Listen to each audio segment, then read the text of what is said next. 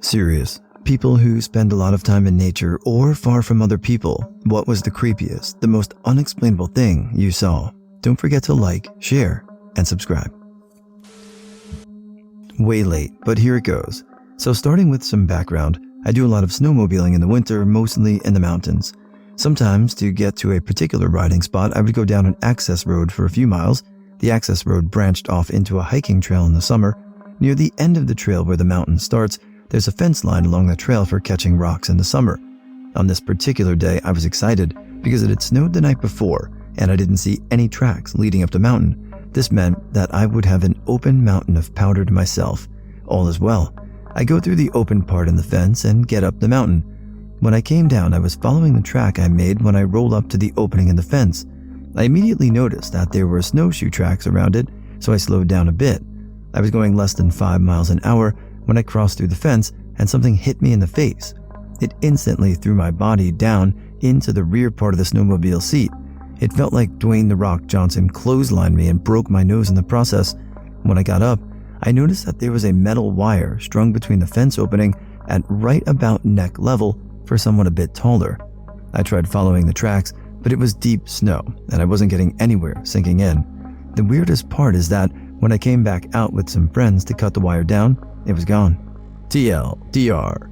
Got clotheslined by a wire in the backcountry while riding through a fence opening that I've been going through for years. Me and a few friends went on a trip about an hour away from any major town. The place we were staying was densely wooded, but there was a pretty big opening in the middle of the woods where it is just a big field surrounded by trees. In the middle of this clearing, there is a small one-story house that looks like it has been abandoned for decades. We set up camp about 75 yards from the house, just on the edge of the clearing. My friends and I stayed 2 nights. Both nights we heard what sounded like an elderly woman singing at around 2 a.m., and it was coming from the house. We decided we would wake up early on our last day so we could pack up early and get out of there. Right before we left, I heard a loud noise coming from the house. The window had just been shattered. That was enough for us to bolt to the truck and get out of there. Forrester here. Once, while doing a volunteer trail patrol, my group stumbled upon an abandoned campsite right off the trail. Everything was set up properly except for open luggage like full suitcases with clothes strewn about. Most of it seemed to belong to a teenage girl. We talked to other hikers on the trail. They didn't know anything, and also hadn't seen anything else suspicious. We collected their stuff and brought it back to the office. It was never claimed, and we never heard anything else about it. I've also found a lot of car parts, once an entire rusted chassis in the woods where there aren't public roads for miles. Me and my friends were playing in the woods behind our school when we were little. We found a shack that looked abandoned. There was 3 of us. I was in the back of the line as we went into it. All of a sudden, the first kid comes booking out and we all turn and run. I looked back real quick while running and there was the dirtiest man I'd ever seen screaming and chasing us. I turned back forward and sprinted harder than I ever have in my life until I was out of the woods. Apparently a couple years later, some older kids went into the same woods and beat him to death with a baseball bat. My friends and I go on what we call hobo walks. This involves going to my grandpa's house in the country, walking through the woods till we find train tracks, follow them till we get to a road, then take the road back to grandpa's. It's a known route by us to now. We were about halfway through our walk when we noticed a new path leading off of the tracks. We followed it into a clearing in the woods, and right in the middle was a deer skull. It looked like it was cleaned and placed there with care. The path had turned into a circle around the edges of the clearing, giving it a stage-like appearance. It was pretty creepy, and we got out of there fast. One of my friends took the skull, and it is currently decorating his shelf of other found bones. Brushing my teeth in backwoods Utah. We had dug this sort of pit thing. It's the middle of the night, no light pollution, so dark as shit. So there I am brushing my teeth over the big hole in the ground, and I get a very weird feeling that I'm being watched, like right across from me. Nobody else was awake, so I said, fuck this shit, and went back to the tent. Next morning, I see huge fucking paw prints right on the other side of the hole. I'd been standing 2 feet from a mountain lion. Pretty much the entirety of the Adirondacks can be creepy at night despite its daytime beauty. I was camping once and it was on a campground with campsites and outhouse bathrooms. This particular time though, there weren't many campers and we were away from any other occupied sites. way up in the hill. I woke up with this urge to pee in the middle of the night. The bathroom was on a hill back in the woods. You had to climb up a rock path to get to it. One side was women's, the other side was men's. It had wooden doors that didn't latch. You would just pull it and then it would slam closed. I'm inside doing my business when I hear footsteps that are clearly human crunching on the dirt and rocks. Then it stops. Neither the men or women door opens or slams. Silence. Then more crunching steps around the building. Then they stop. You can hear everything because it's so quiet up there. I never heard the steps walk away or down the path. When I came outside the bathroom, there was no one in sight. I couldn't get back to the campsite fast enough. I work at a forest preserve with about 2,500 acres. While not super remote, they are definitely wild. I see a lot of wildlife and have noticed an increase in melanistic and albino individuals. One that I still can't explain with a jet black coyote. Very neat. Maybe a half dog, of course, but I've seen albino rabbits, raccoons, birds, and deer recently, as well as a few other dark black critters. But why? Otherwise, nothing super creepy except once I found a prom dress, underwear, and shoes way out in the middle of nowhere. Called the police on that one. Oh, and I found a grenade once. The sheriff had to call the bomb squad, but I have no idea how they got any equipment where they needed it. Ooh, I have one that I actually haven't thought about in a while. I was with an outdoor group back when I was a teenager. We were in the western US for 2 weeks and planned to spend 1 week rafting and the next hiking through canyons. One night during the first week, the weather was beautiful and we all decided to skip pitching tents and just sleep under the stars. After a few hours of telling stories about growing up and where we all came from, we'd all only just met. We drifted off to sleep. I woke up in the middle of the night to the sound of shuffling. I looked around, but it was so dark that I couldn't really see anything, so I just assumed the sound was people tossing and turning in their sleeping bags. I had a dream that night that I was dragging myself across the floor of my kitchen because my legs wouldn't work. It was kind of eerie, but when I woke up, I didn't really think much about it until I sat up and saw where I was. My sleeping bag, as well as everyone else's in my group, had been dragged at least 10 feet forwards the riverbank. You could actually see the trail on the ground where each person was dragged from where they originally were sleeping. We were all freaked out, of course, first jumping to the possibility of someone in the group playing a practical joke, but honestly everyone seemed equally spooked, and no one in the group remembers waking up and seeing anything. Additionally, each person had drag marks behind their sleeping bag, meaning that if it was someone in our group, they'd have to even weigh their own bag down with something heavy and drag it to leave a mark matching everyone else's. Totally possible, but definitely a little extra. We spent the next week and a half in the wilderness together, and no one ever fessed up. Other than hearing a few weird noises echoing through the canyon, nothing super spooky happened after that. I still get creeped out thinking about that night though.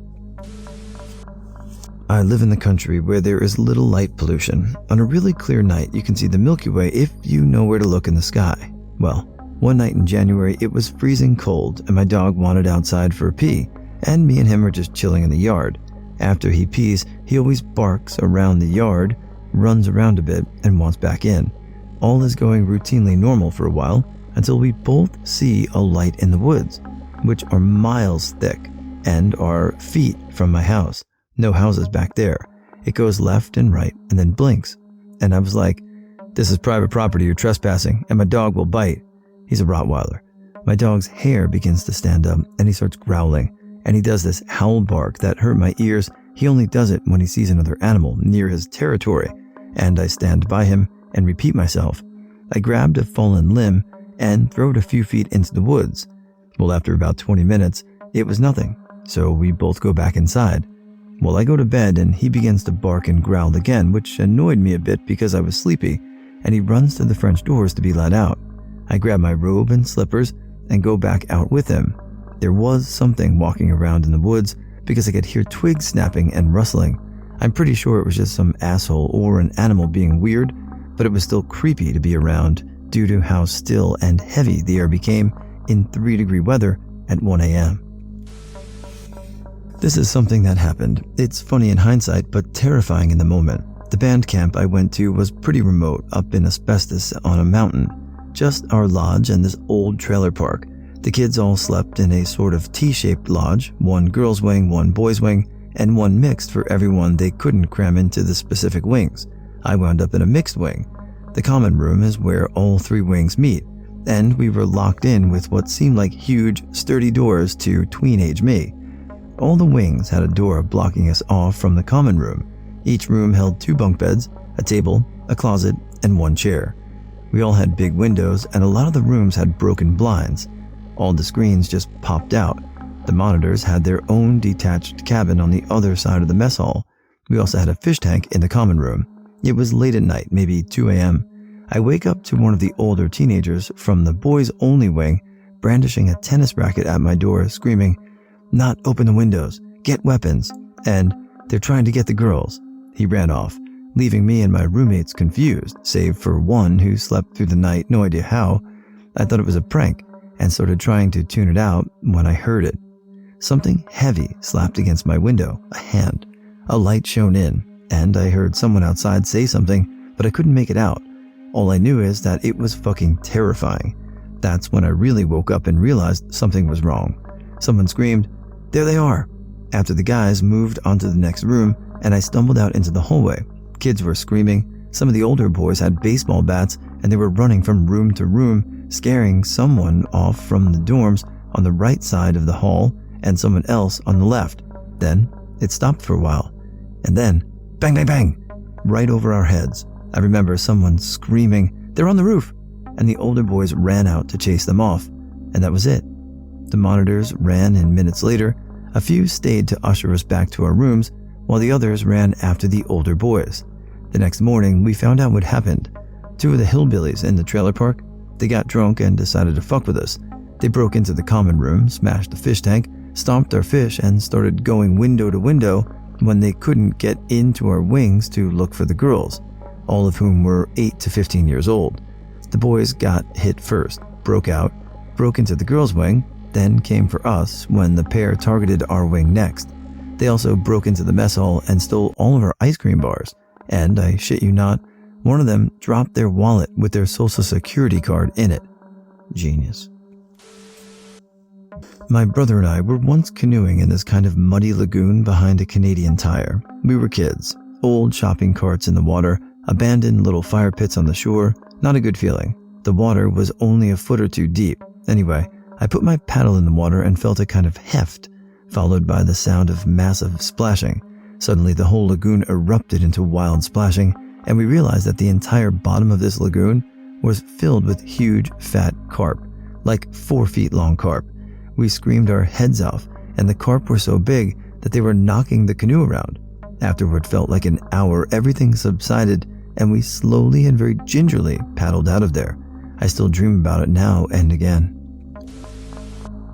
Grew up in rural Appalachia, and I currently reside in Appalachia. I grew up wandering these hills. You can get lost for days if you don't take bearing. Me and a couple buddies went out when we were around 15. It was summer, and we were going to go to this waterfall that was about an 8-hour hike through bare wilderness, one that we had made several times before. Well, as young, stupid, and overconfident as we were, we got lost. We tried to backtrack using the sun, but it was no use. We spent 2 nights out there before this event takes place. On the 3rd night, we were woken to loud metal clicking. It continued getting closer over the next about 30 minutes until we could see what appeared to be headlights traveling slowly through the woods, not directly at us but in our direction. As we were debating quietly whether or not to approach this vehicle, it just suddenly stopped a football field out and the lights and engine went off. We sat around waiting for something to happen, but nothing did. We stayed awake until daylight and there was nothing there. No road, no vehicle, no tracks, no explanation. Just more miles and miles of wood. We spent another night in the woods before we found a road and hitched a ride. Just yesterday, actually, my friends and I went on a hike. It was unexpectedly foggy, but we decided to still go. So foggy you probably only see about 35 feet in front of you. As we were on the hike, we passed by some rural farmland and decided to take a cut through it. As we did, we heard screaming. As there was lots of livestock around, crows, sheep, goats, etc., we just assumed it was maybe an animal who was in pain or just hungry. As we went down the path through the fields, the screaming got closer and closer. The path came so close that the screaming was about 1 field northeast of us. We couldn't see what was screaming, and none of us could see that well, but whatever was screaming could hear us. As we got into view of whatever was screaming, the scream sounded more humanoid and more frequent. So frequent as to only stop screaming to breathe. By this time, the fog had lifted and you could clearly see. In the distance, all I could see was a red dot, maybe a person in a red t-shirt. But after that, my friends and I went back the way we came after being too freaked out. Here in the UK, we have plane wreckages from World War II high up on the moorlands that are too remote to salvage, so many are still there today. They can appear quite creepy when you stumble across one when walking in the hills.